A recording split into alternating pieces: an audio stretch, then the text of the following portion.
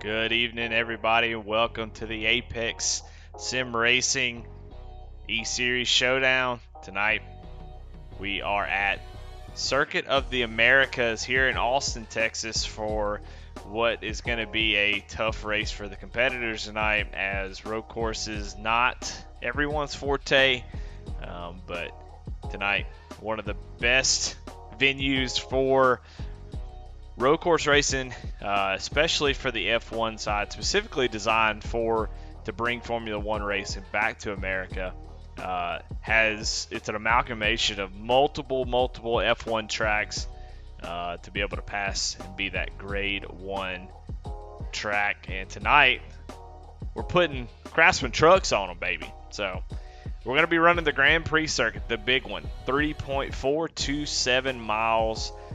Just brutal it is in a stock car. It's a really fun track in an F1 car. It's designed for that. The whole track made for those type of cars, but stock cars, very difficult. And you can see one of the newest tracks in the world, especially a track that draws F1, I believe maybe some IndyCar at some point, NASCAR, and all types of racing come here. There's multiple different configurations, but tonight going to be running the Grand Prix, which is the big one. So going to be either exciting or going to be tough on these guys. I think we'll see a lot of off tracks, a lot of guys. You can see how many corners there are, 20 corners, and they're all completely different.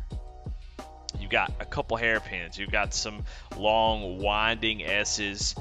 You got some long straightaways. You got to get the speed down the straightaway. Then you got the technical turns that end up down a semi-long straightaway to get across the start-finish line. So, going to be an interesting one tonight. We got 5 minutes left in qualifying, 10-minute qualifying tonight, obviously, to accommodate for the fact that these laps are almost 200, or they are 200, 2 minutes and 20 seconds a lap at least.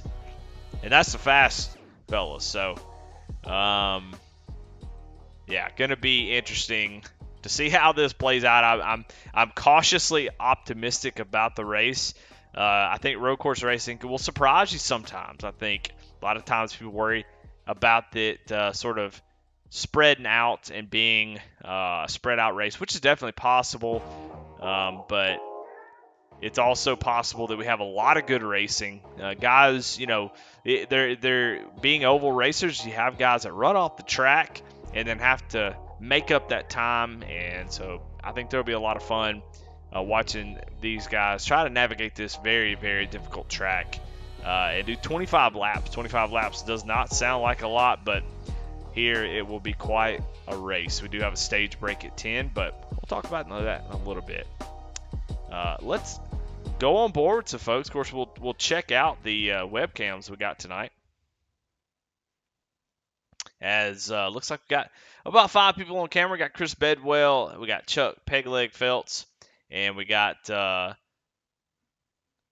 Hallcroft, Charles Stevens Jr., and Aaron Adcock on cam tonight. So we'll definitely be checking in on those guys, seeing what their race is like and how they look, trying to deal with this track.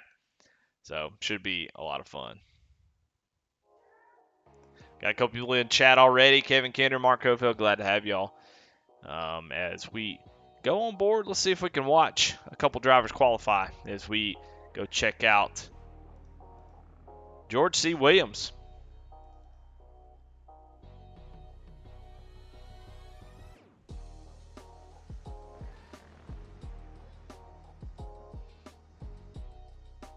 Currently, George second on the board. As he has, and he drops a 2. Oh, nope, gets a little bit loose there. But 221.8, that's a pretty good lap. So, George C. Williams maybe in his wheelhouse here. Right now on the pole is Chris Carroll with the fastest time of 219.4. Be love to see if anybody can do anything with that. Check in on Chris Bedwell, as his fastest lap is a 222.3. He's looking to try to best that a little bit, make some improvement. Let's go on board with him.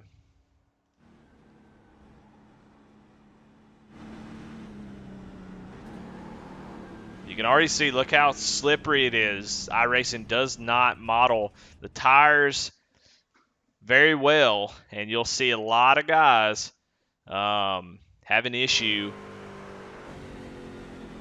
A lot of guys have an issue with it sliding at low speeds. High speeds, they do really well, but the stock cars do not do good at low speeds. You'll see them slipping and sliding all over the place. So something to just be careful of. Tires are going to be extremely important. You've got to keep the tires on the thing. You can't run 10 seconds off the pace, but you have to make sure you don't get a little too wild with it. But right where we are right now is where you'll see a lot of action tonight. You see that turn 1, just how wide it is, and we'll see how many folks are willing to go 2-3 wide into that corner. And that's going to be where maybe the race might be won or lost, especially after the stage break. Got DRH Racing in chat. Ratchet Miller says, thanks, Eddie. I guess I'm chopped liver. Well, I didn't see your message, but you're definitely not chopped liver. Glad to see you, Ratchet. As qualifying has about 43 seconds left, and it looks like a lot of folks not going to get a time down as incidents. You really only have time for 2 or 3 laps. So if you get an incident, it will invalidate your time. And I see a lot of incidents out there, so a lot of guys not able to get a time down. And I don't see anybody else on track. So it looks like your Chuck Peg Leg Pole Award winner is going to be Mr. Chris Carroll, who's going to take that with a 219.4, man. Just scooting. So he is your Chuck Peg Leg Pole Award winner. Congratulations to him. Well, qualifying just wrapping up here. We'll go ahead and get into the grid here as we get ready to get this thing rolling. Everybody going to start getting gridding up. Let's go through Apex E-Series Showdown. Start grid presented by Low Cash Motorsports. Make that a little bit smaller. Sorry, Low Cash, but we'll make sure we can see everybody. On the front row, Chris Carroll. He's going to have that wonderful left side going into turn 1 with a 219.4. Outside, or on the right side of the front row, is going to be George Williams with a fantastic qualifying effort. In the second row is Chris Bedwell and Garrett Kinder.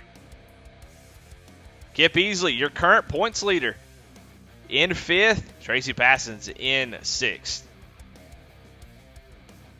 In 7th, Aaron Adcock. In 8th, Dana Shepard. In 9th, Chris McLean. In 10th is Alan Nash. A lot of these guys not able to get times down. Alan Smith and Anthony Edgerton in 11th and 12th. 13th, 14th is Steve Ayers Jr. and Mike Presley. Chuck Phelps, Charles Stevens Jr., Daniel Holcroft and Anthony McPherson, Josh Lokovitz, and Willie Havernham 19th and 20th. And that is your grid brought to you by Low Cash Motorsports. Thank them for sponsoring the starting grid. And congratulations again to Chris Carroll for the Chuck Pegleg Pole Award.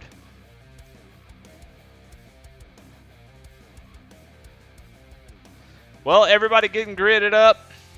Let's talk a little bit about, we talked about the race analysis already, but let's bring it up and let's talk about it again. What can we expect, as far as fuel and tires? I'm not real sure about the fuel run. Be interested to maybe talk to somebody during the stage break and get a feel for that.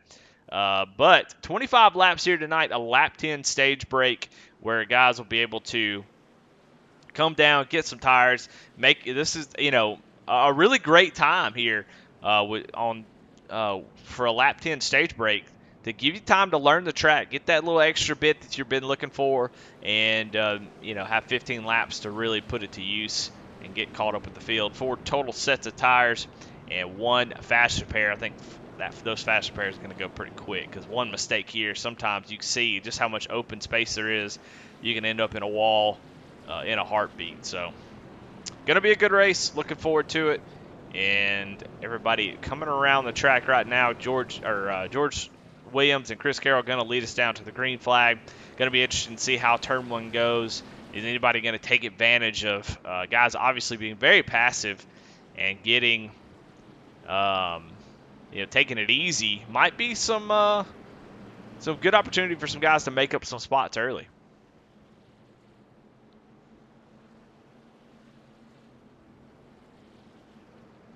You see the Porsche safety car leading the field around.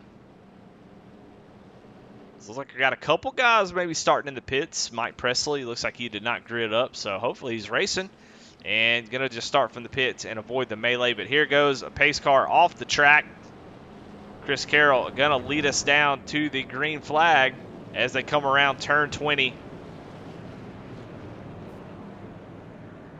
25 laps of road course racing in the Craftsman Truck Series trucks here at Apex. Waiting on Barney to release the field. And green flag is out. See some guys moving over already as they come barreling down into turn one. Will anybody make any kind of crazy moves? Looks like Chris Bedwell looking to do that as he goes to the inside. He's going to run wide as everybody gets through clean, but Chris Bedwell trying to dive it into turn one, ran wide, and he is going to fall all the way back to third place as they come through the S's here. Basically the Senna S's is what they're based on. Really, really difficult place on the track to operate these. As you're going to see, looks like Aaron Adcock actually gets a little bit loose on those turtles. You got to watch those things. Been able to hang on to it, but Chris Carroll out to an early lead, as it looks like Steve Ayers is coming out of pit road right now as we watch the battle for the second place position. Chris Bedwell looking to get a little feisty early. You're going to dive down to the inside of George, and you're going to overrun the turn again. So Chris being very aggressive on entry, but not able to get it done. So trying some things. Good time to try to figure that out. As they go down the straightaway, he's going to be a little bit slow. Kip easily going to get a chance to look to the inside. Not able to outbrake. But you see George Williams is going to get a little lock up there, and that's going to open the door for a lot of drivers. Here comes Garrett Kinder. A lot of guys having trouble in that corner. You can see most people missing that corner almost completely, and now Bedwell is super sideways. So after just one lap, you already see the difference of the tires. As man, Bedwell, I don't know what's going on with him. He is struggling. Either that or just guys aren't used to racing around other on this track already. But you can see already very, very crazy races. Guys trying to make some grip out there and try to get going forward. All the while, Chris Carroll already out to a 4.3 second lead as guys sort of battle each other. So that is lap number one. That felt like an eternity, but that was lap number one, and Chris Carroll is going to lead that lap with Chris Bedwell right behind him. So far, so good for everybody. Looks like everybody kind of doing all right. Don't really see any big incidents just yet. Watch for this fifth position, I believe, as Tracy Passons and Alan Nash going after it. Alan Nash is going to take that position over. So what's going to be so tough about this track, trying to allude to it earlier, is you're going to get about a lap or two of really, really good tire wear, and then after that, it is going to be slip and slide city. As these drivers, the tires are going to wear out, and it's just going to be awful. So looks like we got some people going around. I don't know what's going on. Anthony McPherson was slow, and Dana Shepard. So I don't know if there's just a little bit of contact there or what happened, but let's see if we can go back and see maybe what happened. On board with Dana Shepard. Oh, yeah, the 77 of Anthony Edgerton had some sort of issue, got big damage. Let's see if we can go back and see what happened here on the Kinder Farm and Ranch Records Rewind. We're on looking at Anthony Edgerton here. Oh, he gets loose off the corner and right into the wall. That's what we saw there. Oh, that's tough to do that early.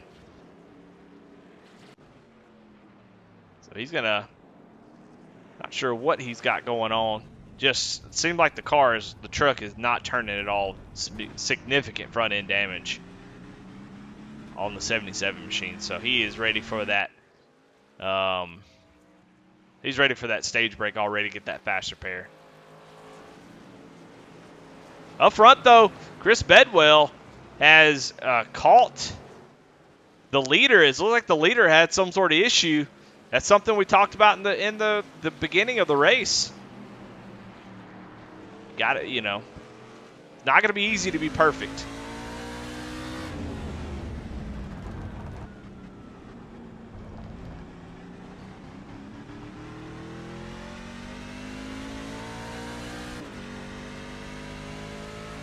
As we look at the two drivers here, you can see Chris Carroll with a 225 obviously had some sort of off-track issue. And Alan Nash with the fastest lap of the race. So Bedwell right on the back bumper here of Chris Carroll, trying to catch him for the lead as we kind of go on board. We'll take a lap with Chris Bedwell as we watch this battle and see how difficult it is. Right here, it's so difficult. So slow. You cannot get on the throttle. You have to hit those apexes just right. You see Chris Bedwell actually turns in a little bit too early there and has to try to catch it. So just an excruciating section of corners. If you mess the first one up or even the second one, it hurts the whole run through there. So that is a very, very difficult part of the track. One that I definitely do not like. I don't like this track, to be honest. I do not like racing it. It's very, very tough on stock cars. You see almost four-wheel sliding Chris Bedwell did as he got through the corner. But back here, looks like Garrett Kinder.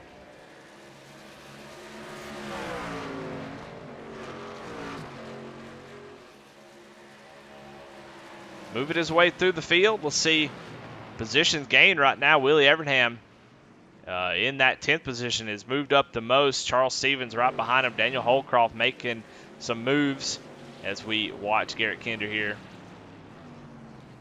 Try to maybe pull away from Kip Easley in that 3rd position. As George C. Williams is extremely sideways. And it is just going to keep getting worse. That doesn't get better. That's for sure. So right now he's trying to hold off Alan Nash, who is on the move right now.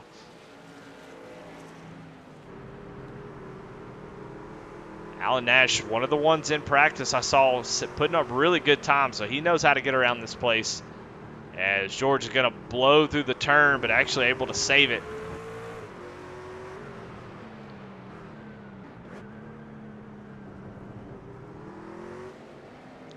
Michael Nash is going to go to the inside here as Chris Carroll sets your fastest lap of the race. Alan Nash is going to be able to almost complete that pass. He's going to guard off the inside as they go down in turn 1. You see just how slow you have to get these trucks as he tries to. As George Williams is going to try the crossover, but I just don't think he's got the tires left already after lap 4. George Williams not able to get the power down. So George looking. Yeah, you see how he's attacking these corners. He's definitely fast, but you see how he's getting behind. He's getting behind on the corners. He's got to catch up. And when you do that, you're just always turning in really, really late. And, man, George is in trouble. He is going to be – his tires are on fire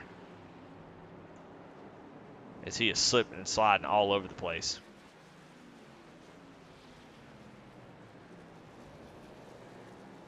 Battle for third still heating up a little bit. As Kinder blinking out just a tad bit. Kip Easley running a little bit wide there.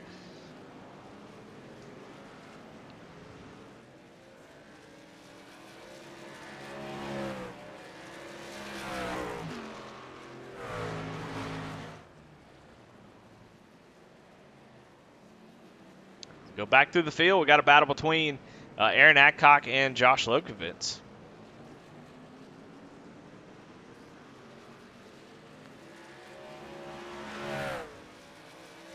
couple Po-Man teammates battling it out for 12th and 13th.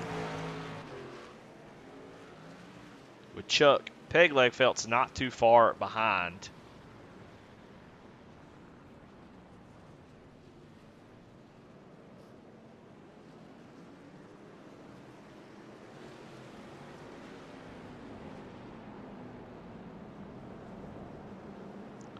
See some smoke. Looks like maybe Chris McLean and Charles Stevens Jr. had an issue. Let's go check it out, see if we can find out what happened.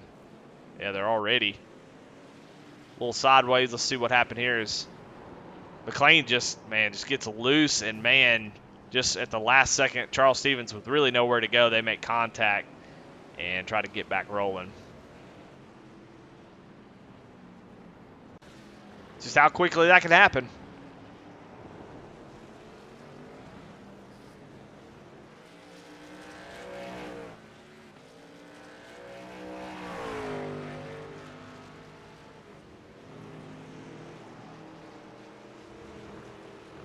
As we go back to this battle for third place, Alan Nash still on the move.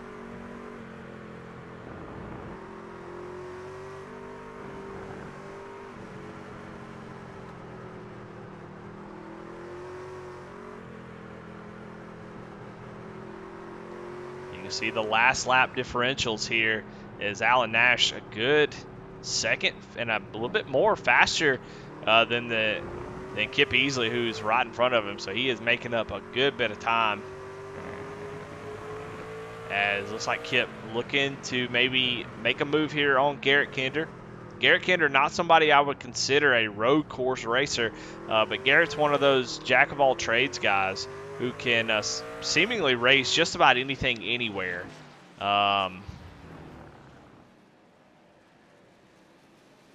So no surprise to see him running in the third position. Starting to feel it a little bit as Kip and Allen really running him down. But at this point, just kind of want to maintain track position. We still have 5 laps until the stage break. So just the only thing you don't want to happen is something catastrophic. If you lose a position or two, that's going to happen. But you really want to just focus on hitting your marks. Try to find some consistency. Try to hit those corners just right, and not take that data and run it into the last little stint here. Check your fuel, know what you need. You got 4 sets of tires. Try to figure out if it's worth pitting. I mean, just all data collection here in this first stage. So.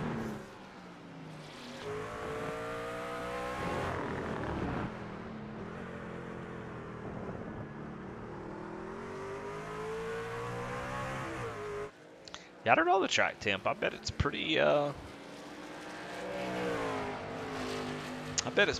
but I can tell you it could be 30-degree track temp and it's still going to be slippery, as this tire model just does not enjoy. As Chris McLean sitting sideways again. Let's go back and see what happened to him.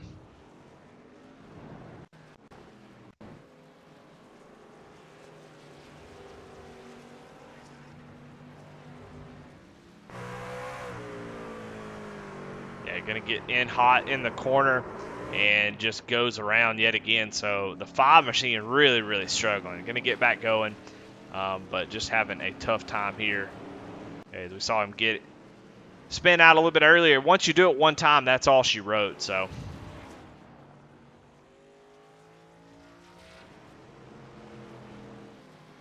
battle going on between Willie Evernham and Chuck Felt. So we'll kind of hang out here for just a second.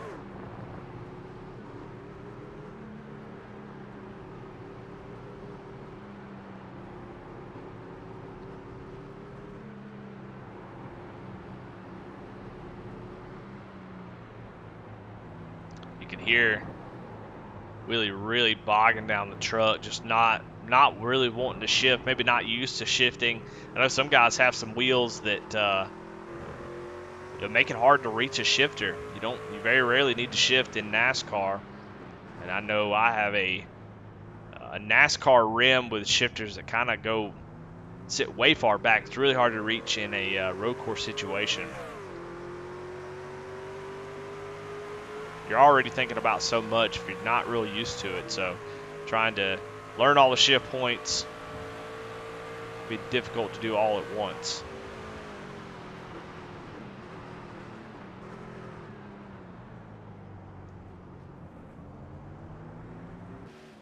Go back up towards the front, though. Alan Nash has moved himself into 4th position. Man, I don't know. I'm starting to think that we need to pay attention to Alan, who seems to, man, really be fast. As we look on the side here of everybody's fastest lap, currently the two Chris's up front seem to be the guys who can really lay down some lap times. But if you look, Alan Nash, 2-minute, 22-second flat. So he definitely has the speed. I would imagine he's got it if he needs it. But he is just taking his time trying to move himself through the field. Let's go on board with Michael. Or Alan, excuse me.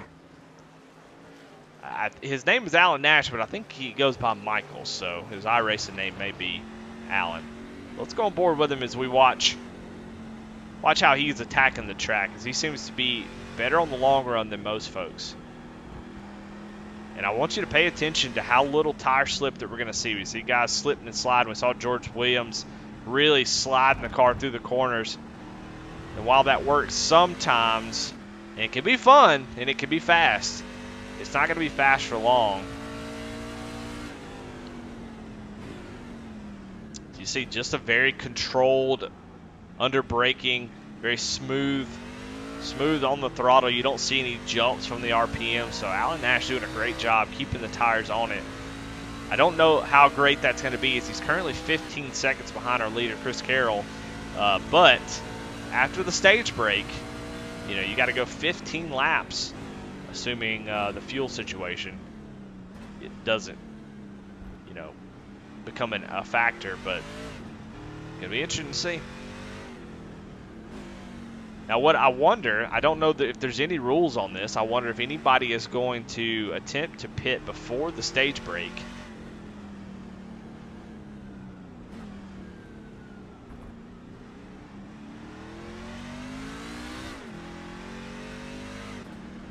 And maybe try to come out with the lead. I mean, with a 2-minute, 20-second lap, you can definitely afford to come down pit road and not lose a lap.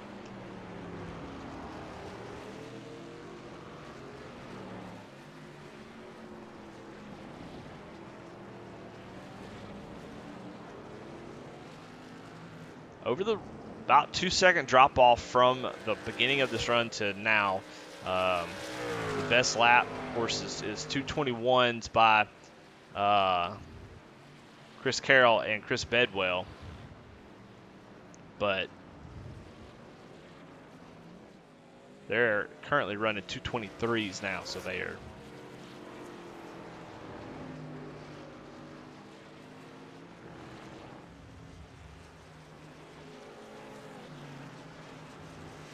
we'll throw the last lap up on there so you can see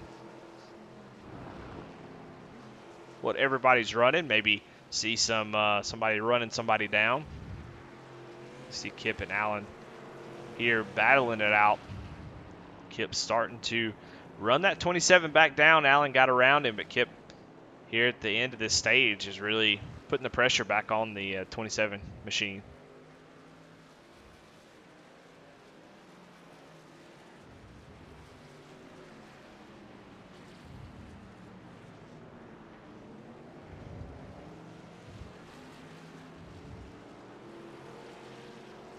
Lokovitz, Aaron Adcock still battling it out, along with Willie Evernham and Chuck Pegleg Felt. So it seems like it's very, very hard to pass.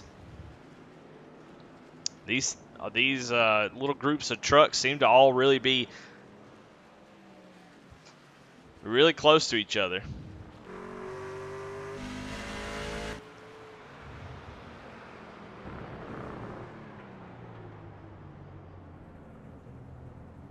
Aaron Adcock going to look to the inside of Josh Lokovitz as Josh runs a little bit wide there on that hairpin.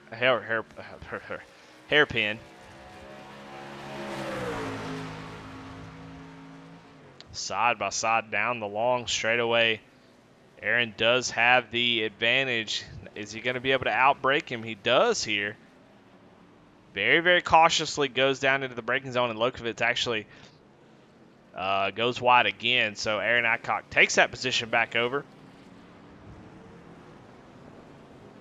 As we go back up here, this 3-truck battle this is probably one of the best battles on the track, as these drivers seemingly have been around each other this whole time. You see George Williams back there. I was talking about George kind of running the tires off of it, but he is hanging with these guys. Now, this group right here is 16, now 17 seconds behind Chris Carroll, but doesn't really matter. It doesn't. We're about to get to the stage break.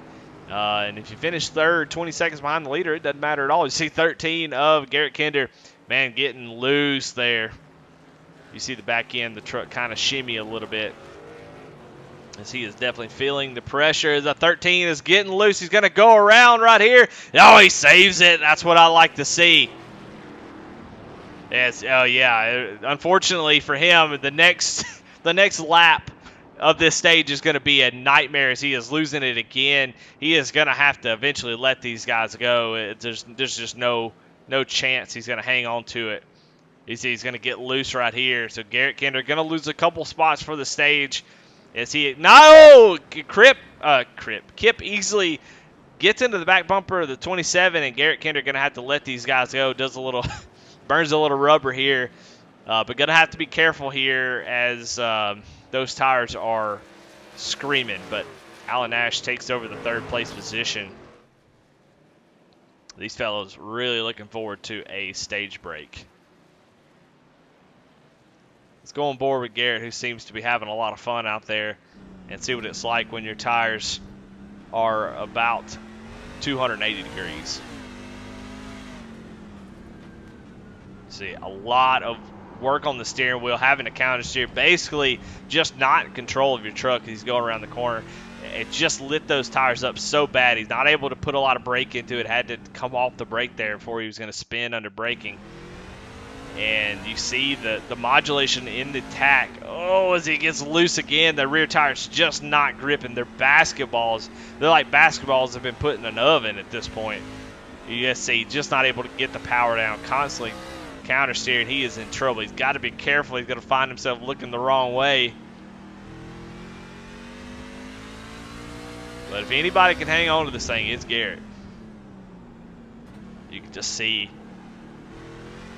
how difficult it really is. You see the back end. You can see it shimmying under throttle as he is trying to hang on to that thing. One more lap, though.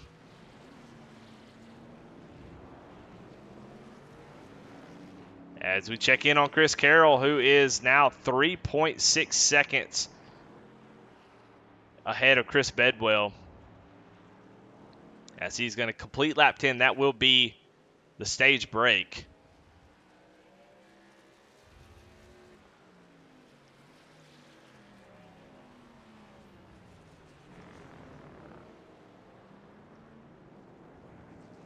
And your top 5 are going to get those points. I'm 99% sure that this stage break will come with a caution, so everybody can kind of get back together, go in and get tires and fuel. As you see a couple people making pit stops. Josh Lokovitz comes down pit road.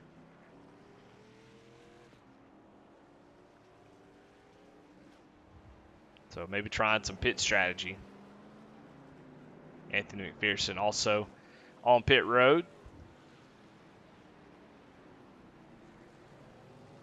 I am under the impression that there will be a caution. I haven't been told otherwise, but I wasn't in the driver's meeting, so I'm expecting to see after this lap that the caution will come out to in the stage here. But man, Chris Carroll, you just don't know who, when you're racing against majority oval racers, you just never know who is going to come out of these things with the win. Chris Carroll obviously very, very strong in a lot of disciplines.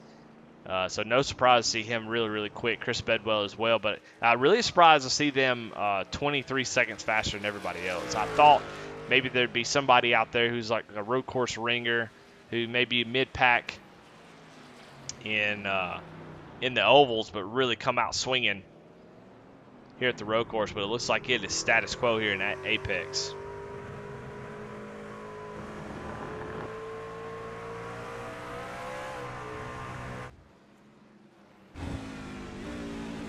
Gonna go on board real quick with Chris Carroll.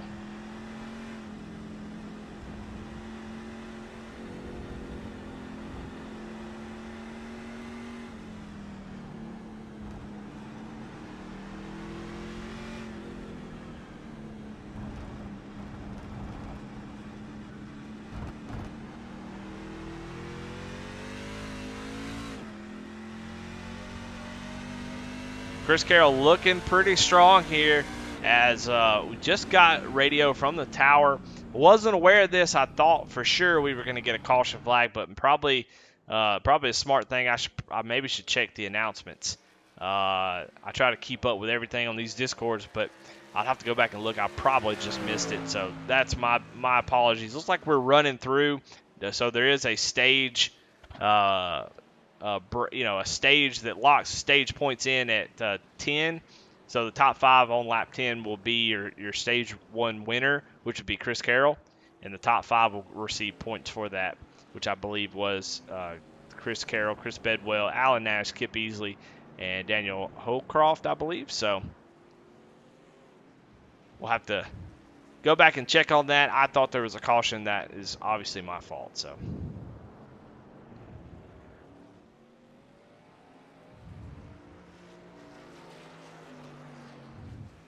While I was doing all that talking, Garrett Kinder has come down pit road. Aaron Adcock has pit as well. So guys making those early pit stops. So it looks like maybe a 2-stop race. We'll keep an eye on it as we'll see how the strategy all plays out. Looks like Poman looking to maybe make it a 2-stop race. We'll see if Chris Carroll can make it to, I mean, you'd have to make it to lap 17, 18, excuse me. Have to make it, it looks like they could probably make it on 1 stop. So I think those two are actually good to the end. I can't imagine they would have stopped if they weren't. But that's going to ask a lot out of your tires as Alan Nash is going to come down pit road.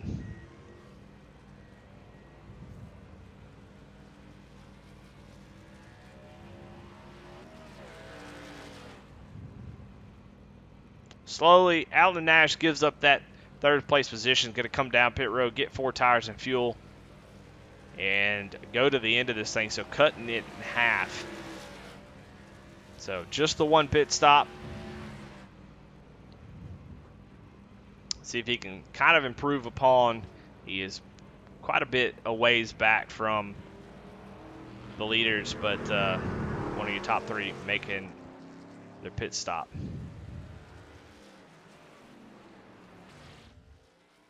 Now, as far as the lead goes, Chris Bedwell has kind of started to creep up just a little bit.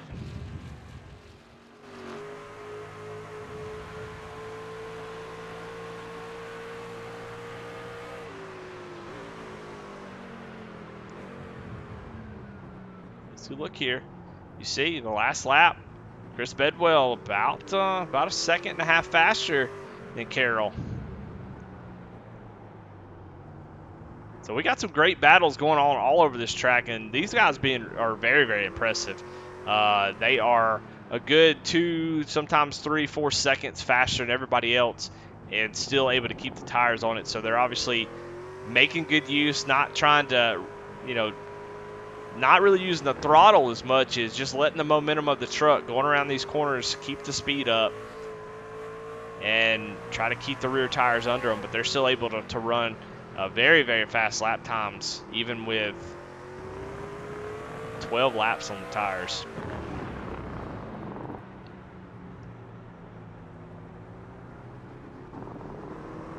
We'll see what the lap times are as they cross the line. Chris Carroll picks up the pace a little bit that time by. Chris Bedwell about a tenth faster, a little bit less than a tenth faster that time.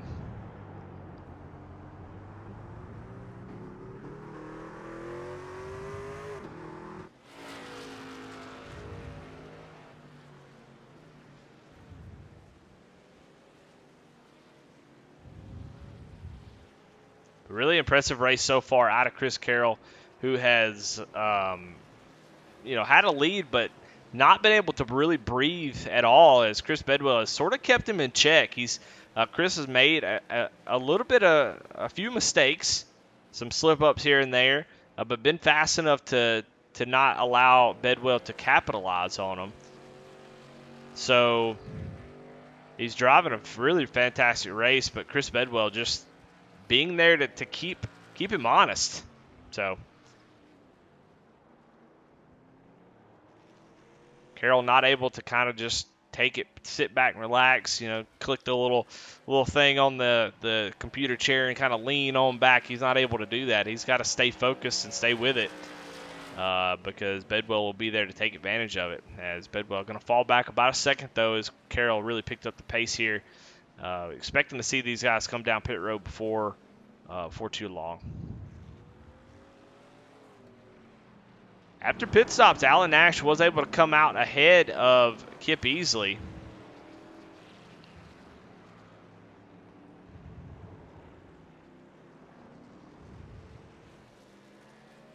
Looks like Alan Nash was able to make up quite a bit of time, and he's got a almost 6-second gap to Kip in that 4th and 5th place position. Garrett Kinder loses some time on pit road. He came in a little bit early, but wasn't able to really gain a whole bunch of time. He currently sits in 7th, but still has George Williams and Charles Stevens to pit. Charles Stevens is right in front of him in that 88 machine. He has yet to go down pit road.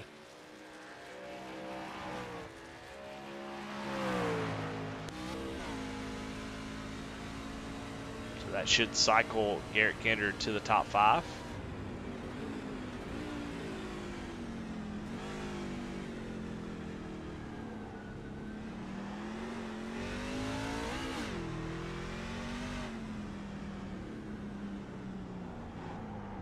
See on the left side of your screen how long guys have been out. Kip Easley, Daniel Holcroft have come down pit road as Charles Stevens Jr. lets the 13 go. Obviously knows he's faster.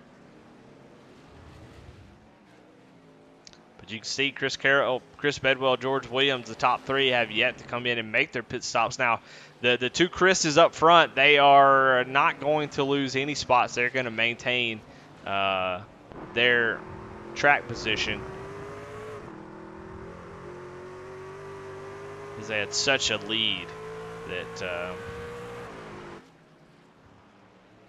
not going to have to worry about that as George Williams comes down pit road, makes his final stop here on lap 14, gives up that 3rd place position, and that's going to go to Alan Nash, who has comfortably set himself up here in 3rd place. Got a 6-second gap to Kip Easley, so that battle has sort of stretched out a little bit.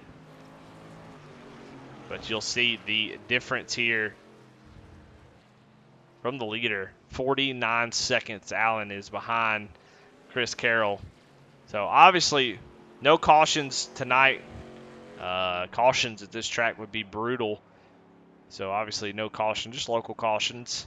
Little flag pops up and says, hey, somebody's wrecking around the corner. Slow down a little bit.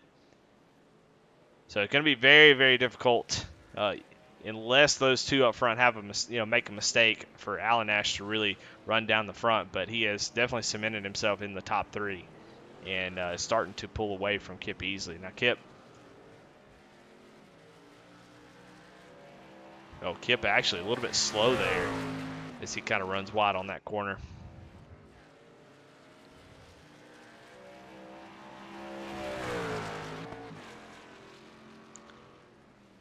All right, Chris Carroll is coming down pit road, though, finally making his pit stop here on lap 14. And you see Chris Bedwell coming in right behind him. That's what you got to do. If Bedwell either comes in before or at the same time as Carroll, you do not stay out on the track. And so these guys making their final pit stop. That's going to allow Alan Nash to sort of get close. We'll see how close he is by the time they come out of the pits. Should be still, though, a good amount of time. A big lead that these two drivers are going to have. It's still about 24 seconds, 23, 22. Count down a little bit, but Chris Carroll and Bedwell are both gone, as both guys had pretty good pit stops there. So they are good to the end. 10 more laps for these drivers, and we'll see if they can settle it on track.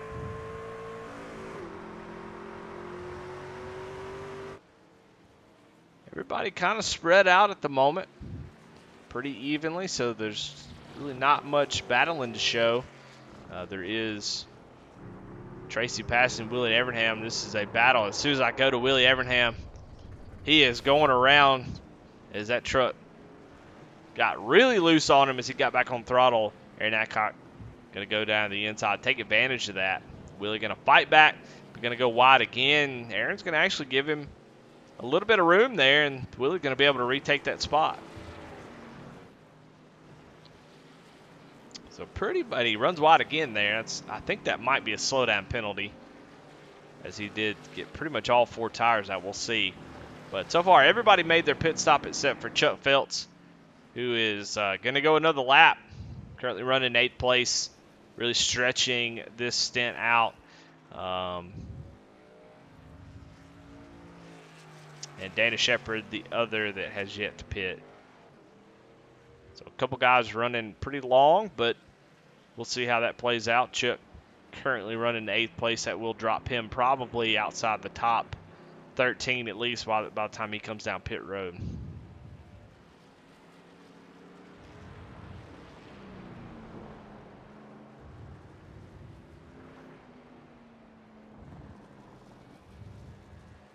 Well, let's go through the field. Let's talk about some of these drivers. Let's talk about some statistics maybe. Talk about some of these guys' season that they've had so far. Take a look at some points while we have a little bit of breathing room here, and maybe give you an idea where these guys are how they're looking so far after 4 races, or 3 races really, and this is the 4th. But right now, Chris Carroll, who missed a race, he currently sits in the 21st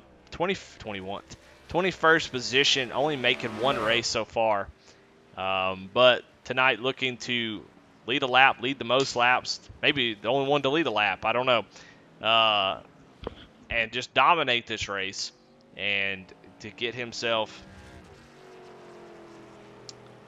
solidly in the playoffs. He did win the 1 race he was in, so that should put him in the playoffs. If he is able to make the minimum amount of races. I know he said he was running the Road to Pro, so may not be able to make the playoffs, so we'll see how that all plays out. But tonight running a really, really good race and looking to make it 2 for 2. Chris Bedwell in 2nd place.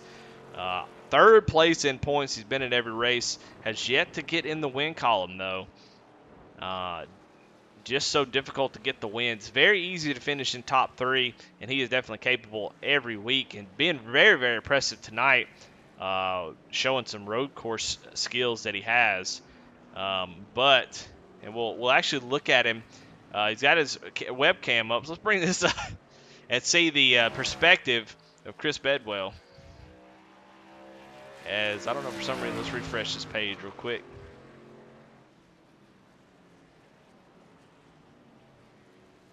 Well, I was going to highlight it. His picture was sideways. It looks like he's using a phone camera, but that's okay. Yeah, having a good season, sitting 3rd place in points. As far as statistics, definitely a championship contender, no doubt. Every season that I've seen so far, he has been in the mix. He's made it to the Final 4. Would love to get a championship this season.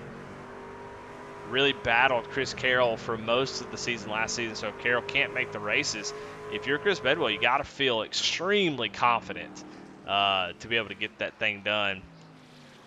But got a lot of newcomers, so we'll see how that all plays out. In 3rd place, Alan Nash, who we See a lot of really fast racing from him. He is really quick. Currently, looks like he is sitting 18th as he did miss a race. So got a little bit of some points to make up, but doing a great job of it tonight. Currently running in third, showing his road course speed in that Winn-Dixie Ford F-150. Then we go back to fourth place, Kip Easley, who has a win on the season and also is your points leader currently. Man, just having a great race. I mean, he's got 5 points over second place. And tonight, while he would love to be winning this race, currently running fourth, doing a great job. And that's going to help him extend the points lead and solidify himself as a championship contender this season. Go back to fifth. Garrett Kinder in that 13 machine. He's I don't know if he has actually made a race this season. It doesn't look like he has. So we haven't seen Garrett Kinder in Apex. Oh, yeah, we have. He has been in 2 races. Excuse me. He's got a top 5 already. He is currently sitting in 17th in points. So tonight, a 5th place would be really good if he can hang on to it. But if he can make some races, you know Garrett Kinder is going to be in the conversation for a championship. Oh, broadcaster curse almost gets him. Let me get off of him before he gets mad at me. Daniel Hallcroft, we've talked about him a few times. We've talked to him a good bit this season, and he is currently running in the 6th place. You can see his camera shaking as he's going around them corners. You see how much effort he's having to put into that steering wheel to get this truck around the track right now in 6th. And looking to be pretty good. He's got George Williams behind him about 6 seconds, 7 seconds now. So trying to catch Garrett Kinder, maybe get in the top 5, but not quite able to get there. He's currently in 4th in points. Got 1 top 5 as he sits behind Chris Bedwell in the point standings. Another driver that I'm going to keep an eye on for sure, as he has been really consistent all season long.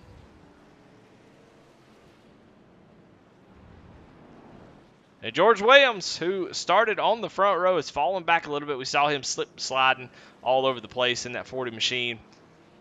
But George Williams is actually feels like he's been kind of stepping his game up this year. Of course, he had a really bad race where he had a couple incidents in some races, but currently sits in the 11th position in points. Got 1 top 5, but needs some, needs a few good finishes.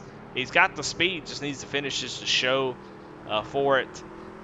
But always really, my goodness, gets extremely loose there in that corner as that truck was all sideways, just drifting. And he's still got another 7 laps to go. But we've seen George really start to qualify really well. Been working together with some fast drivers, and it really shows. He started on the front row. I mean, every week he seems to start up front, and that's hugely important. Even if you fall back a few spots, it's so much easier to start up front than it is at the back. So even though he's running in 7th, it could have been way worse if he had to fight his way through the field. So get those qualifying times down and getting up front, starting up there, that's going to increase your chances of getting a win, or at least some top 5 finishes. And so far, running in 7th, though, looking really, really good. Go back to 8th place, Charles Stevens Jr., 6th place in points. Coming down pit road, looks like he has had some sort of issue. His motor has blown, but comes down pit road in I don't know what happened to him. I think he may have had some damage from that earlier incident with Chris McLean, or maybe a little bit of a downshift a little bit too far. And you saw, we can kind of go back real quick. You see he's coming down pit road with smoke barreling out of the back of that truck. Takes that fast repair and able to survive and keep going, but he falls all the way back to 12th position. But Charles, another one of those that is going to be here every week, going to give you that consistent, and always has opportunities to snag a win. I think at super speedways, you got to be looking for Charles to make some hay and at least make it exciting for sure. you know, an ARCA champion in the Rebels League. Definitely no slouch. He can get it done. Gonna have some work to do after that engine problem, though. Chris McLean, who we've seen, he's running 8th now, takes over that 8th position. Man, just been a tough night for him. I mean, very, very fast on the ovals. But here, this road course has really been tough on him, as we've already seen him spin 2 or 3 times, just getting too hot into the corners, sliding the tires. He's running in 8th, able to recover, get that set of tires on the pit stop, and been able to maybe move forward a little bit. But McLean has missed a race, so he sits atop. Well, no, he doesn't. He sits in 15th. He's got the top 5. But not too many points behind. He could definitely jump over some folks if he can get this finished tonight. It'd be a big deal for Chris and get him back into the championship hunt. But missing a race does make it difficult. But I have no doubt in my mind by the end of the season we'll be talking about Chris McLean and championship aspirations. Right behind him, Tracy Passons. Now, this is a track you got to breathe on. Tracy, known for not breathing. He talks about how he'll be racing these guys, especially in the closing part of the lap, kind of like Noah Gragson, who holds his breath, and he'll catch himself not breathing. My man's asphyxiating himself while he's driving the truck, and so you have to remind him, Tracy, breathe. He may be holding his breath now. He's got the 17, his teammate right behind him, putting a lot of pressure on him. Of course, Tracy has missed a race as well, but had some tough finishes. It's been a tough start of the season for Tracy. He's going to need to get himself a win or start racking off some really, really good top 5 finishes to get back in this thing, as he is way far behind in points. As you see, he gets loose. As you got Aaron Adcock, Willie Evernham going to be battling it out here for 9th place. Aaron Adcock right behind him. He's got that win on the season. Started off with a bang as he also missed a race. So that puts him back in 11th place in points, but he is locked into the playoffs, so he is good to go. Getting that win, man, takes so much pressure off. You're able to really relax knowing that you can kind of take it easy. Maybe take some chances in some of these races. Go for some wins, and it doesn't really matter. You just kind of position yourself, get those stage points the best you can, and then just maintain, get ready for the playoffs, and that's when you turn it up to 11. So he's got that pressure off tonight. He has no pressure to try to, become a road course king or anything. He just goes out there and get a good finish and move on to the next week. Right behind him, though, Willie Evernham. Willie's had a tough season as well. Made all 3 races, just haven't had the finishes to show for it. But tonight, running in 11th.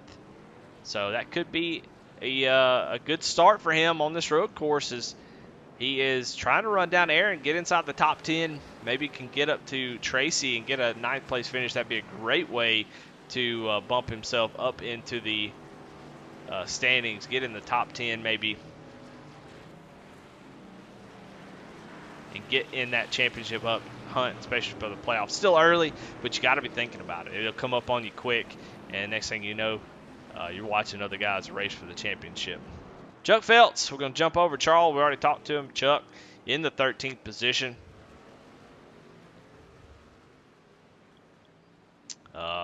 Doing a great job. He has a semi-quiet race. Truck looks really, really clean. Just trying to be smooth and get to the end of this thing. He did stay out quite a bit longer than everybody else, so he's on fresh tires now, trying to lay down some really fast laps, maybe run some of these guys down if they have some issues. But Chuck currently it's 7th in points, had some really good finishes. No top 5s just yet, but enough good finishes and staying out of trouble that he sits in 7th place. So Popeman looking really, really strong. Anthony McPherson in 14th. He is currently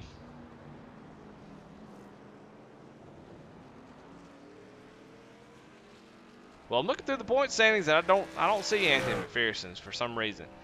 Oh, I do now. Okay, yeah, there he is. He's in 13th place in points. One top 10.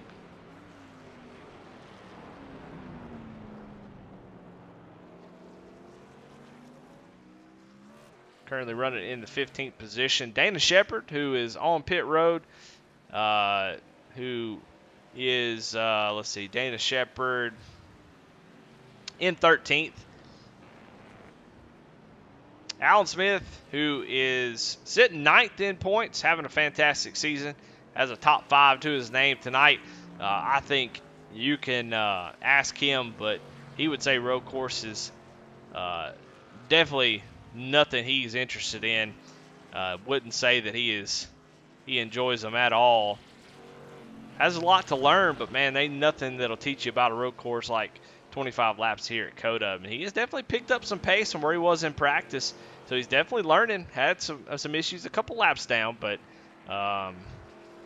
you know, it's all about getting experience, getting seat time. If you skip these races, you're never going to get good at road courses.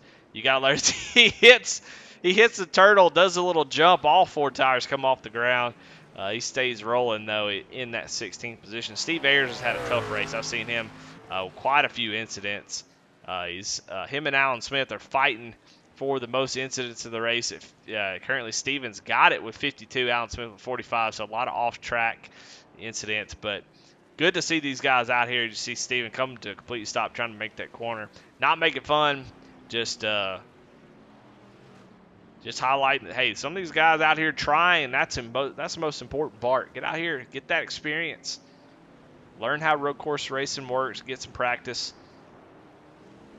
That's the only way you're going to get better. Josh Lokovitz is out of this thing, and so is Anthony Edgerton. So go back, check in on the lead. That was a little through the field there. We've got some downtime, not really a whole lot going on. We do have some battles starting to go on here as Kip Easley has gotten to the back bumper of Alan Nash.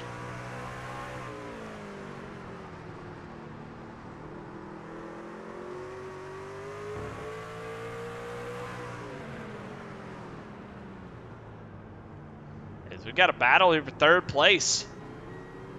They are quite a few seconds back, about 38 seconds behind Chris Carroll.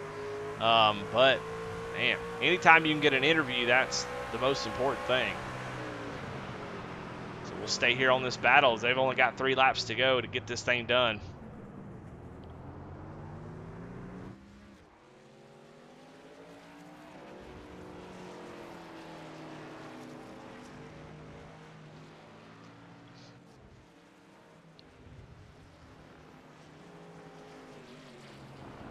Oh, as Kip is going to get a slowdown penalty, has to come to a stop. You see he hit that turtle, lost a ton of time there as just a small mistake. Let's see if we can go back and see that again.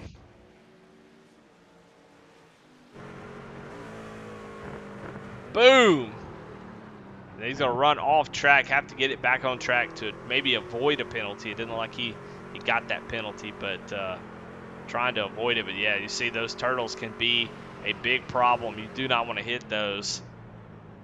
Want to stay off of them as much as possible.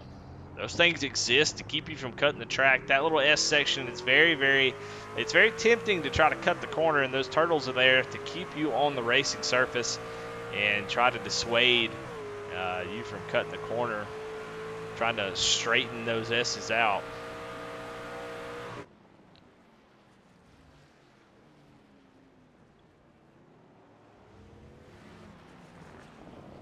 Like Bedwell had an incident. We'll go back and maybe see what happened to Chris.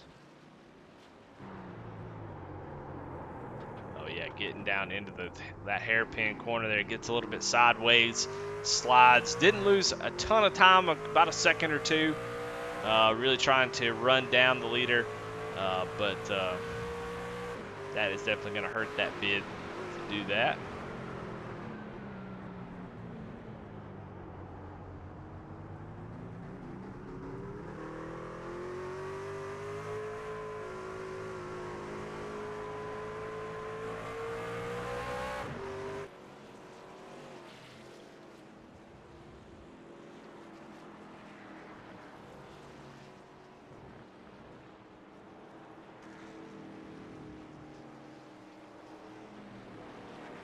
we go. Check in on 13 of Garrett Kinder.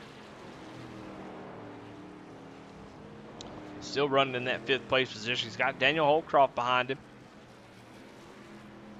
Last lap by, Holcroft about a second faster than Garrett.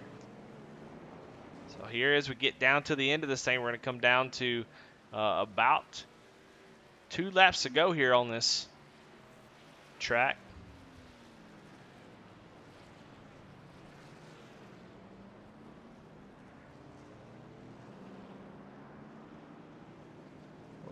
Showed Tracy Passes was having an incident, but I don't see.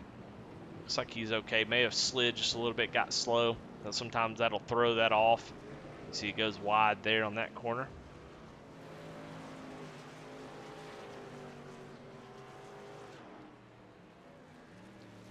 Go check back on this battle for 3rd place. Kip starting to reel Allen back in just a little bit.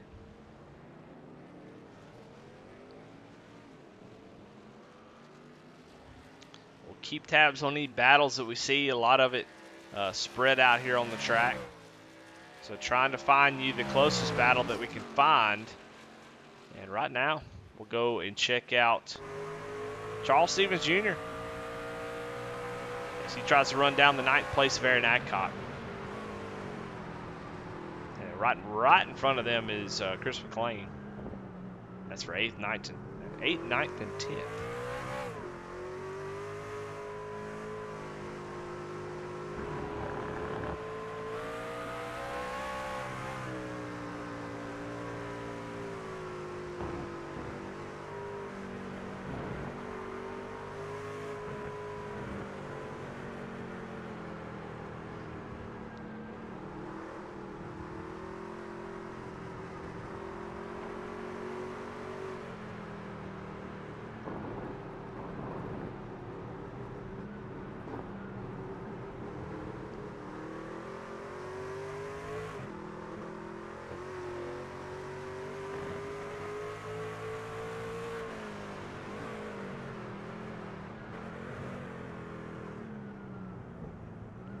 See Chris McLean go wide, so these guys, you got a little po man and a little low cash.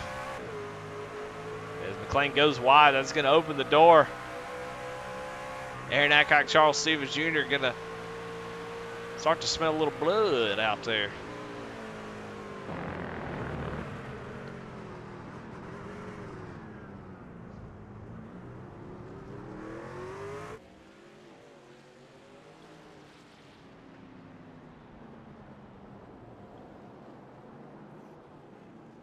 Oh, and Charles Stevens is going to go around as he tries to gas it up. And he is going to lose the back end through that corner. Tracy Passes is going to come, probably get around him here as Charles trying to get it back going. And dang, broadcaster Kurt's going to get somebody again, dadgummit. All right, going to go back up front, though. In that 3rd place position, still heating up. Chris Carroll has about a 3.8 second lead over Chris Bedwell, but the battle for 3rd. There's two major battles on the track right now. Allen Nash and Kip Easley for third place, and then Garrett Kinder, Daniel Holdcroft for 5th. So we'll try to keep our eyes on all of it, as Chris Carroll are going to come around and take the white flag really soon. We're going to stay here on this battle. As you see, the 8 just slowly but surely creeping as the white flag is out for Chris Carroll. We watch this battle between Kip Easley and Allen Nash.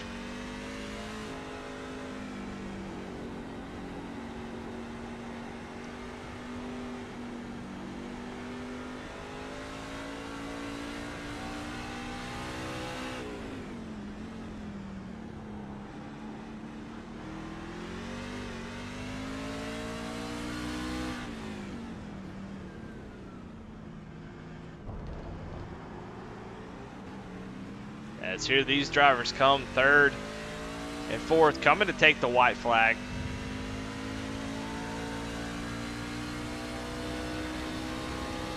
I will have to show the lead soon.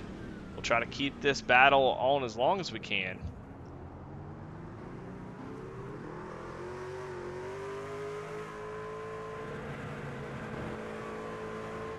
As there's battles going all over the track, and man, Chris Bedwell has really closed up on Chris Carroll here at the end. As they go down the long straightaway, just a few more turns here for Chris Carroll to take the win, his second win of the season.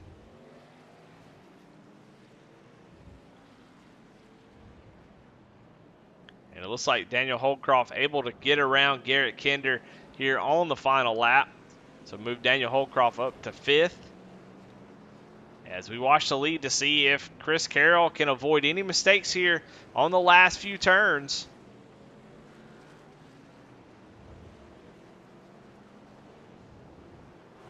Just a couple more turns to go. Chris Bedwell giving it all that he's got.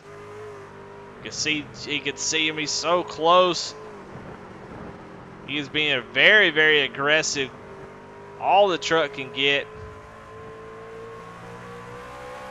They come down to the last 2 turns. Chris Carroll just got to make this turn right. No issues. The 97 machine comes off the final turn 20, and he is going to take the checkered flag. Chris Carroll wins, and Chris Bedwell with a second place finish as he comes in right behind Chris Bedwell. What a great battle all race between those two. Chris Bedwell just not able to get close enough as they come. We go on board with Michael Nash and Kip Easley as they come down to the final 2 turns. What is Kip? Is he going to be able to get the 27? One more turn. Does he have it in him? Just not quite close enough. He's going to try. Gets that close, but just not able to get it done. And so Alan Nash will take 3rd place with Kip Easley right behind him in 4th. Daniel Holcroft will take home the 5th position as he gets a little bit loose. The next to last turn was a little sketchy, but he has a 4-second gap over Garrett Kinder now. So Daniel Holcroft with a fantastic run into the top 5, and he will cross the line here for 5th position. Garrett Kinder comes off of the final turn, weaving down the front straightaway, but does take home 6th place. That leaves us with the rest of the field as George C. Williams going to bring that 40 Chevrolet home in 7th position.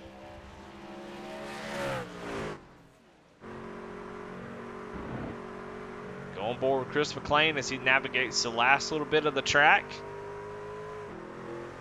Got Aaron Adcock about 2.4 seconds back. One more turn, he should have what he needs to get that position over with. Let's go on board with Tracy Passons. See if he can get to Charles Stevens Jr. We saw Charles get loose, spin out. Can Charles make these last couple corners without issue?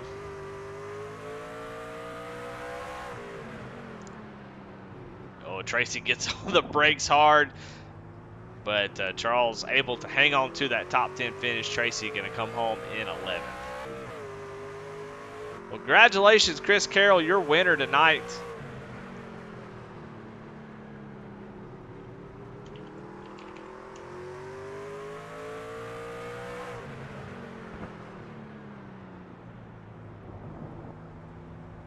Well, a fun race, a long one. I mean, COTA road courses can be very, very difficult to navigate, but these guys did a great job, and Chris Carroll is going to come home your winner.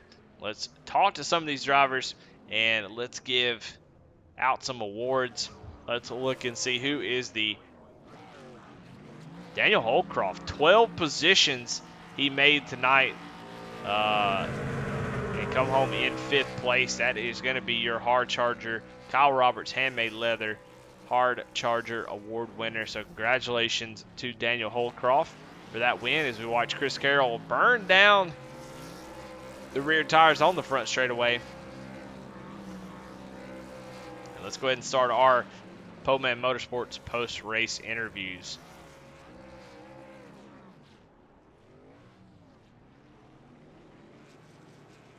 We're going to start with Chris Carroll. Let's get him up into the booth, and let's talk to him and see how it went. Chris Carroll, this is Eddie in the booth. You got me? I got you, Eddie Smith. What's Well, happening? man, going good, dude. And it was fun to watch you get out there and kick butt tonight. Chris Bedwell did not make it easy. He kept you honest, didn't allow you to breathe, but a 2.8 second interval over him to win the race, led every lap. Talk about that win. I don't remember road courses from last season, but no surprise to see that you're very good at them. Did you feel confident coming into this race? Were you excited about it? How were you feeling about tonight before you came in here? Well, the answer is no, Eddie. I bought this track about, I don't know, 2 hours before the server opened. I never seen it, never run it. I'll be honest, I figured I'd wreck a few times and be a fool out here, but I'll tell you, George in the chat helped me through about three corners out there that I wasn't getting through, and that helped a lot. But it was a lot of fun out there. Bedwell was real fast, and I mean, I don't consider myself a road course guy. I just try and keep it on the track and not wreck everybody when we go there. But fun track, a lot of fun racing out there. Bedwell definitely didn't let me breathe, so I had to be smart out there. Well, we saw you have a couple issues. I mean, just enough that you had to slow down just a little bit. What turns were giving you the most trouble out there? I think the new tires for sure. I looped it once there. I had to yell over the radio to those guys that I was going to be low because I looped it on the first or second lap, and a couple of turns just when the tires really get worn out there, and you have to. I don't know if managing's the right term, but you have to not kill them, and you had to find a happy spot on the brakes and on the gas where you didn't kill your stuff. So, I mean, without running road courses very much, and with my experience on them, I was just trying to keep it smooth and not die out there. So, a couple of real hard braking corners, I think, were the ones that were giving me the most problems. Well, problems aside, still led every lap, won the race, 2 for 2 on the season. Congratulations, Chris Carroll. As always, man, who you got to thank? Any sponsors, shout outs? Well, got to thank my teammates, George, and all the boys here, and Anthony, and Chris, and Dana, for giving me a chance to do this. I got to thank USAFirearms.com and Apex Sim Racing for putting this on, and yourself for the broadcast. And I always got to thank Brian Zerman. He puts me in races I'll never get to go to, and got to thank all my friends and family out there for watching, and you for doing a great job on the broadcast. I don't think you've ever made me look bad, Eddie. Well, all right. Well, we'll try not to. We try not to make anybody look bad. Sometimes they do it to themselves, and you don't. You very often do that, so you're able to miss that. Well, congratulations on the win, 2 for 2. We'll see you hopefully the next couple weeks. Thanks, sir. I'll be running Road to Pro next week, and the week after I'll be back. So thanks for the broadcast, Ed. Well, there you have it. First place, Chris Carroll. Let's talk to our second place finisher, Chris Bedwell. Chris, is Eddie in the booth? You got a copy? I got a copy, man. Man, a fantastic race out of you. Got through the first section. Man, tried to get the lead early in turn one. Just came up a little bit short as you ran a little bit wide. And Chris Carroll able to get that lead back. A valiant effort, I thought. But there, throughout the race, man, I talked to Carroll about how you were just there, not allowing him to breathe at all, not giving him a whole lot of space to take it easy. And I think both of y'all probably made it very hard on yourselves because you didn't get a chance to relax at all. No. But a second place finish, very difficult racetrack. I hate this racetrack. I'm going to be honest with you. But it seems to be really good for you. You seem to really, both you guys seem to be really good on this track and road courses in general. How did it go for you tonight? What did you think you struggled with? What did you think you did really well to come home in second? Well, I'll tell you the truth. I don't know where that run came from. Prior to tonight, it was horrible. I thought about starting and parking. Like the beginning of the week, I was just running practice laps. I couldn't even make a lap around the track. Ran a C Open race by accident. What thought it was C fixed, and I think my fastest lap in there was like a 226, 227. So I thought, well, I'll just check and see what everybody else's pace is, and everybody's was at 222, 221 coming into the session. I'm like, yep, starting and parking, and then all of a sudden something clicked for me and started clicking off fast times, started clicking them off consistently. I honestly don't know where that run came from. Out of body experience, I suppose. But I hate this track with a passion too. Even after that good of a run, I suppose I over exceeded my expectations and met a lot more goals than what I thought I had. Especially in being able to keep Chris in sight. Normally, you can't keep him in sight anywhere you go. So it was pretty fun, and then all the teammates were making jokes, and we were all just cracking up the whole race. So it was a really good time. Glad I stuck around. Yeah. Yeah, I mean, it was fun. It was fun watching you get close and just and fall back a little bit. How difficult is it to manage that? You've got the carrot to chase, which sometimes is a good thing. Keeps you from making too many mistakes, getting lazy. Um, but just how tough is it to manage? Hey, I want to push a little bit harder, or I want to save my stuff. You're in this weird balance of you don't want to push too hard and make a mistake, but you also don't want to take it too easy and let him get out too far ahead. I mean, how hard is it to manage that here at road courses? It's pretty hard because when you feel like you're going fast, you're actually going slower. When the tires are slipping out from underneath you, you're locking up the brakes. You feel like you're flying, but you're really not. You're just scrubbing all your speed away. So I just kept on keeping it back in my mind, just Sunday drive, just go for a cruise. And all of a sudden figured out that the cruise was had pretty good speed. So I just tried to maintain that. And Chris was on a cruise too. And it was just, I think our times matched pretty well. And I think if I didn't make those couple mistakes in the very beginning, it might have been a little bit closer throughout the race. I don't know if I would have had the speed or skill to get around Chris, but I think it would have been, second and a half, 2 second gap the whole race instead of sometimes he stretched out to 4 or 5 seconds and I'd reel him in.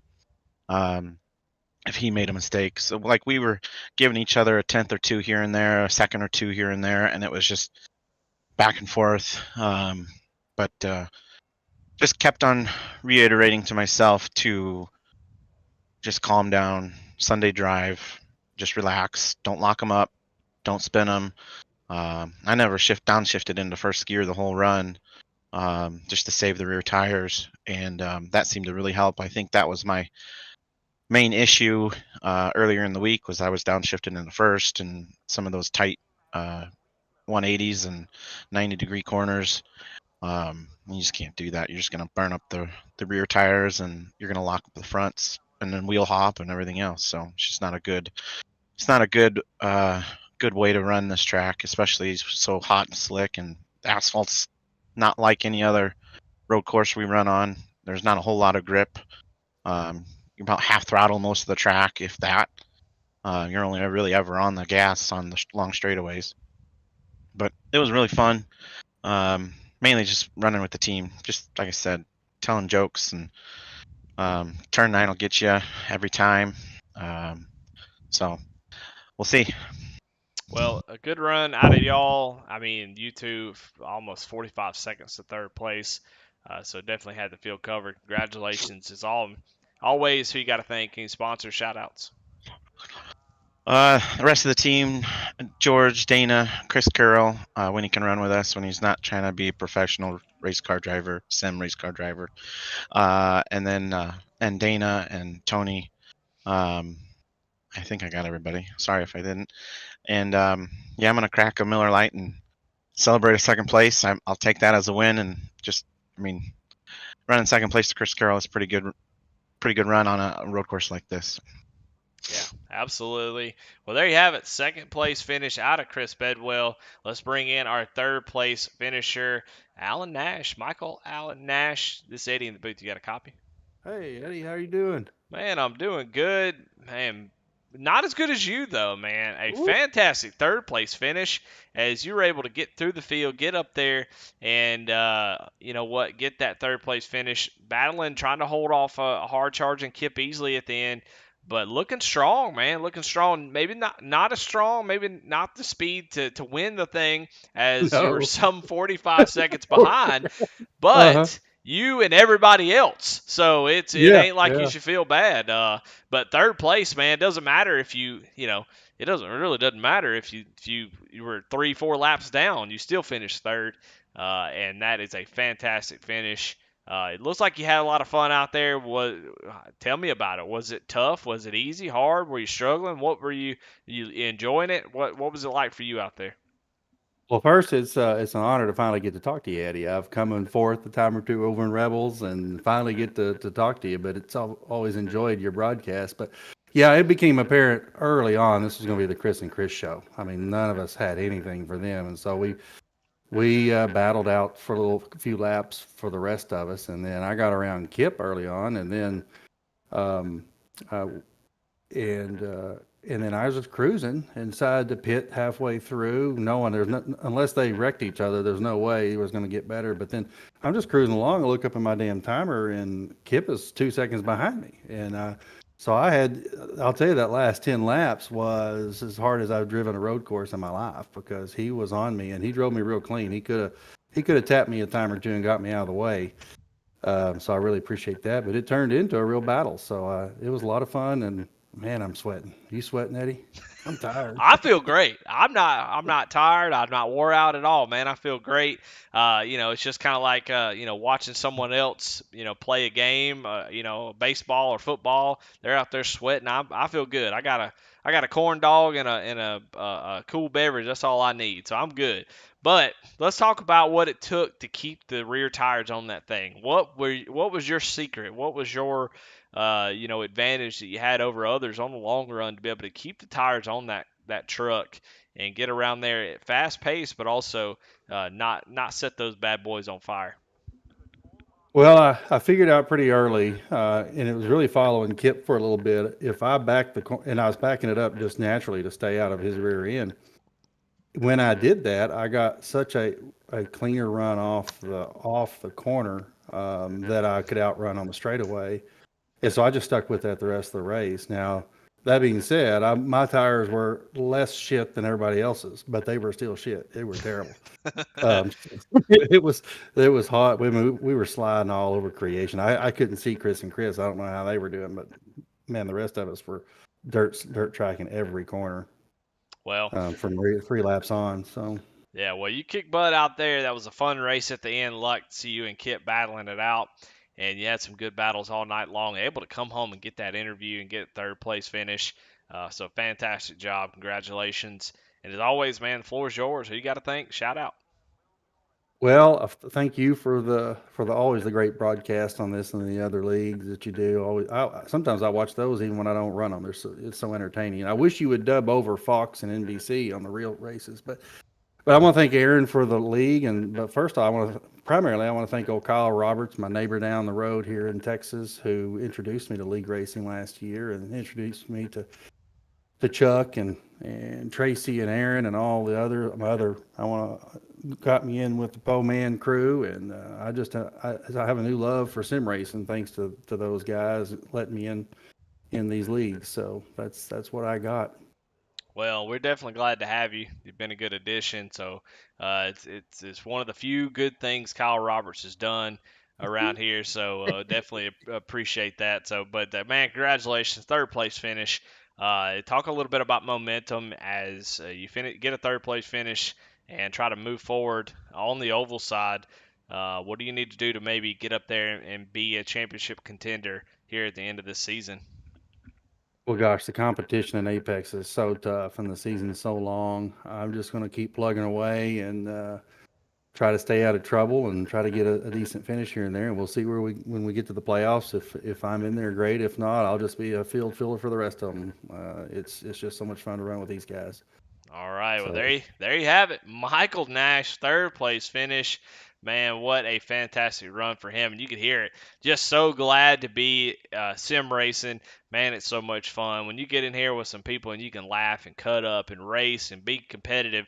You know, most people that sim race, I'm going to be honest, we could be kind of a bunch of losers where we think that, we're still in high school and we can go out there and, play ball and all this kind of stuff. And, dadgummit, we need to. We're not the athletic guys we may have been in high school. But we still want to compete. We want to compete. We want to be better than somebody. And this is a good way of getting out. It's a good cheap way of getting in there and racing and cutting up with your buddies and getting that competitiveness out. You go.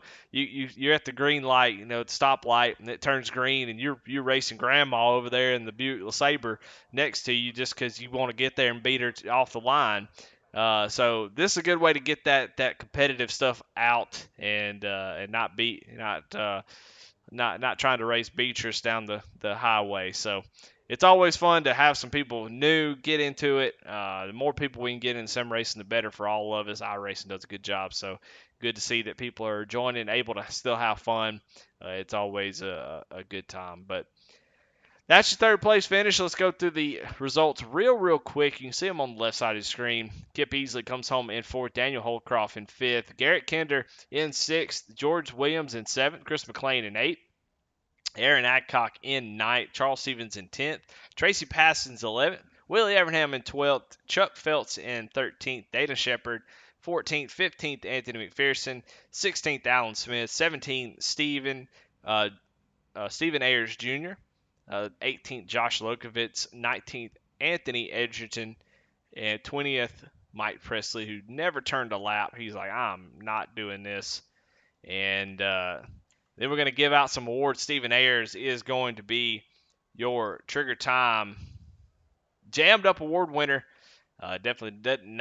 Nobody wants to give that award out. Nobody wants to get that award, but Stephen just had a tough night tonight. Had a few slips, spins, all just struggling with this racetrack. 5 laps down, 7 laps down at the end of the race, but he stuck it out, got to the finish, and that's what's important. So while he might be the Jammed Up Award winner, dadgummit if he didn't stick it out and make it to the end. So good job to him. Alan Smith, looks like Josh Lokovitz also with some tough, a tough night, but good job by those guys to stick it out, get to the end, get to the finish. That's always important. So congratulations, though, guys, and congratulations, Stephen, for winning the Jammed Up Award winner by Trigger Time. Well, heck, that's it. I'm out of here. That was a lot and a very long race. Be glad to get back to some real racing next week and get away from COTA. Ugh. Not my favorite, but you know what? Apex always puts on a good show, and they definitely did that tonight. So, speaking of Apex, go on, check out ApexSimRacing.com. Want to thank Jimmy and the name sponsor of the series, Apex Sim Racing East Series Showdown. Go check them out. Obviously, fantastic reviews, fantastic equipment, and just high quality stuff that you can add to your sim rig. If you need something, you may not even know you needed it. You may go in there and look and go, oh my gosh, I could put that to use. You never know. Go check his website out. You see it right on the screen. Go check it out. You never know. You might find a little button. Maybe you want to, turn your house, a little racy. And you want to get you a button, a little switch to turn your lights on when you walk in the room. When you walk into your sim room, you want to, take the little rocker switch and flip it and turn the lights on. That'd be a pretty cool way to enter the room. So get something. Go over to Jimmy, buy something, help support him, and because he supports this league. He definitely does a lot of good work. So, of course, they always give out the button boxes at the end of the season, and we definitely appreciate him. So go check him out. Buy something, dadgummit. See all that stuff? Go buy all of it. If you got all that money just sitting around, just go get something. But anyway, thank y'all for watching. Thank y'all to everybody in chat that was keeping it entertaining. Definitely appreciate them. We'll see y'all next week. Y'all have a good one.